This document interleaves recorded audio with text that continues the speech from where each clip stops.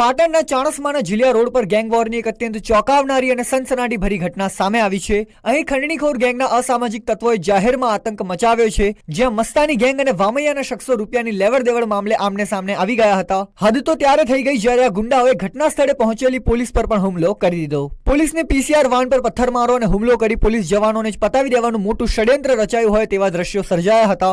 આટલી મોટી સંખ્યામાં અસામાજિક તત્વો હોવાથી પોલીસની ટીમે પોતાનો જીવ બચાવવા ત્યાંથી નીકળી જવા માટે મુનાસિબ માન્યું હતું। જો જવાનોએ સમય સૂચકતા ન વાપરી હોત તો કદાચ મોટી જાનહાનિ સર્જાઈ હોત। હાલમાં સમગ્ર હુમલાના સીસીટીવી ફૂટેજ સામે આવ્યા છે અને પોલીસ કાફલાએ તમામ ગુનેગારોને પાઠ ભણાવવા માટે ચક્રો ગતિમાન કર્યા છે। પોલીસે નિશ્ચિત કર્યું છે કે આ તમામ અસામાજિક તત્વો પર સકંજો કસવામાં આવશે।